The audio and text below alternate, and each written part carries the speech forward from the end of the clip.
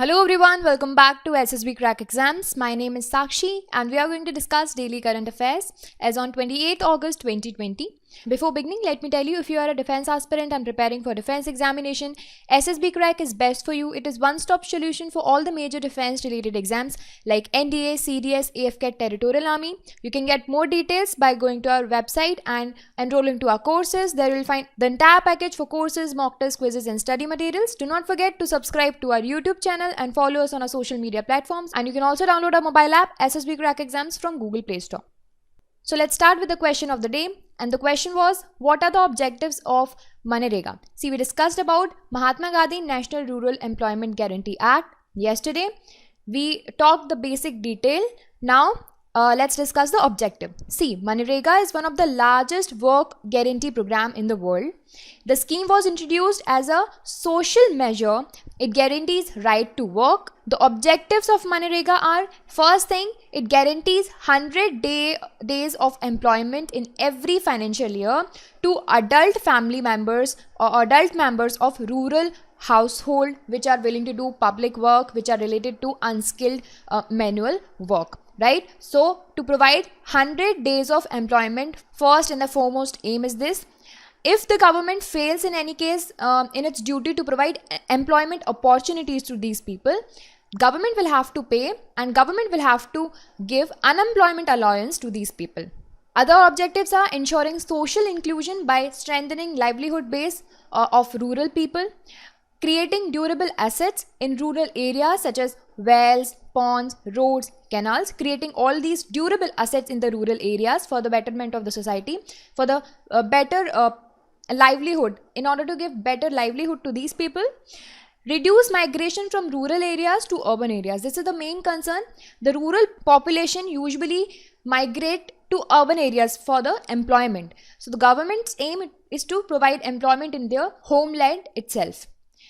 Next is create rural infrastructure by using untapped rural labor. So these are the objectives of MNREGA. I hope you got all the objectives of MNREGA, Mahatma Gandhi National Rural Employment Guarantee Act. So now let's start our day with the first article that we have today. Ministry of Culture, it has announced 7 new circles of ASI, Archaeological Survey of India. See, Archaeological Survey of India has several circles around India for the maintenance of ancient monuments and archaeological sites. These circles are divided for the better management. So these 7 new circles are now introduced by Ministry of Culture. So these new circles are, there is one in Jabalpur, Madhya Pradesh, one in Trichy, Tamil Nadu, Jhansi and Meerut in Uttar Pradesh, Hampi in Karnataka, Raiganj in West Bengal and Rajkot in Gujarat. These are the 7 new circles under the Archaeological Survey of India. See, let's know basic information about Archaeological Survey of India. It was established in the year 1861. It comes under Ministry of Culture, obviously. See, functions of Archaeological Survey of India, it is basically a apex institution for the maintenance and protection of the archaeology. So it carries out survey of antiquarian remains, exploration, excavation of archaeological sites, conservation and maintenance of protected monuments, etc. So Archaeological Survey of India, as I just told you, it was founded in 1861, very early. So it was founded by Alexander Cunningham. He was the first Director General of ASI and he is also known as the father of Indian archaeology. This question is usually asked in your examination, so please remember this. Now moving ahead to the next article.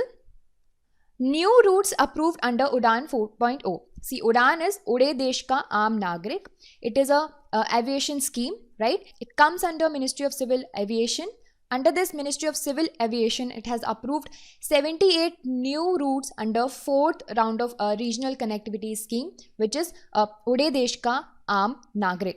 So far, 766 new routes have been sanctioned under this particular scheme. And under this 4.0, Udan 4.0, the priority sectors are northeastern states, hilly states and islands. These are the priority sectors on which new routes are approved.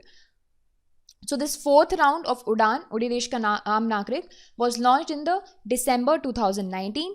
I'm not telling you all the 78 new routes. The important one is new routes connect Agatti, Kavarati and Minicoy Islands of Lakshadweep. Okay. So what is Ude Desh Ka Aam Nagrik, Udan? See, it was launched in the year 2016. So far it is 4.0. So it is the fourth session, fourth round. Ministry of Civil Aviation is responsible for the Ude Desh Ka Aam Nagrik. It comes under Ministry of Civil Aviation. The objective for this particular scheme is to develop regional aviation market and to create affordable, economically viable and portable flights in regional routes. See, as I told you, it is a regional connectivity scheme. So the main objective is to connect the regions, different regions in the country, and the name of the scheme is Ude Desh Ka Aam Nagrik. So the objective is it should be affordable, economically viable for the Aam Nagrik, for the common people, right? So this is all about Ude Desh Ka Aam Nagrik. Now the next important update is integration of ePPO with DigiLocker. What is ePPO? It is Electronic Pension Payment Order. Electronic Pension Payment Order. Easy. And what is DigiLocker? We'll revise it in the session only. So Ministry of Personal Public Grievances and Pension, it has decided to integrate ePension, Electronic Pension Payment Order, ePPO with DigiLocker. It will enhance ease of living of central government's pensioners. It will be very easy for civil pensioners of the central government. The facility it is going to provide, it is going to set up with the help of Bhavishya software. See, there will be a Bhavishya software. After the retirement, these pensioners will have the option to register themselves in the Bhavishya software. See, pension is given in the future, so that is why its name is Bhavishya software. So Bhavishya will provide an option to retiring employees to link their DigiLocker accounts. See, they can link their DigiLocker accounts. Permanent record of these pensioners, it will be created with their respective PPO in their DigiLocker. There will be a permanent record for the same. So what is DigiLocker? It is an initiative of the Ministry of Electronics and IT under the Digital India program. It comes under Digital India program. It was launched in the year 2015. It offers a safe, exclusive personal electronic storage space. Personal electronic storage space. It is an electronic storage space, DigiLocker, as it is a locker for the storing of your documents. You can store your documents in the DigiLocker, right? Any resident or any citizen of India can restore its documents in the DigiLocker. Now the next important update is GIS enabled land bank system. Geographical Information System enabled land bank system. So our Union Minister of Commerce and Industries, Mr. Piyush Goyal ji, he has announced and he launched the GIS enabled land bank system. So this system is being developed by integration of Industrial Information System IIS with state GIS system. So the project is launched for 6 states for now, and the platform is to provide the database of industrial clusters all over India.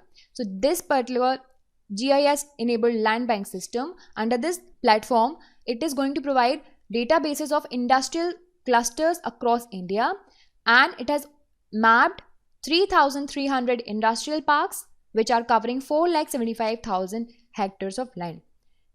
So this particular system, it contains information related to forest, raw material, heat maps, drainage and multiple layers of connectivity. So what is a industrial information system? IIS portal is GIS enabled database of industrial clusters and areas across the state. What is going to do? It is going to provide the links to state GIS portals and state land banks to the central platform. Okay, so GIS enabled land bank system has been launched in India now. Moving ahead, let me tell you the current COVID-19 situation in India as per 27th August 2020. So the total cases so far are 33,10,234. Out of them, recovery rate is 76.2%, which is 25,23,771. The active cases are 21.9%, 7,25,991, and deaths are now 1.8%, 60,472. See, in this particular image, you can see the gap between the active and recovered cases, which reached nearly 80 lakh. So here you can see recovery rate and case fatality rate and better performing states in the same. So Delhi is recovering at 90% and case fatality rate is very less in Assam, 0.27%. Now it is time for quiz. Try to answer these questions. So the first question in front of you is, who is known as the father of Indian archaeology? Who is known as the father of Indian archaeology? Sir John Marshall, Dayaram Sahani, S.R. Rao, Alexander Cunningham. So the correct answer is, the father of Indian archaeology is Alexander Cunningham. Next is, in which year Archaeological Survey of India established? 1861, 1885, 1990 and 2001. So Archaeological Survey of India was established in the year 1881. Next is, fourth round of Udaan was launched in Udaan Ude Desh Ka Aam Nagrik. Fourth round was launched in December 2019, December 2018, January 2020 and November 2019. So the correct answer is, it was launched in the December 2019, the fourth round of Ude Desh Ka Aam Nagrik, right? Now it is time for question of the day. Try to answer this question in the comment section. So question for you is, what is public financial management system? What is public financial management system? Try to answer this question in the comment section. We'll discuss the complete and in detail answer in the next session. Till then, work hard. Jai Hind.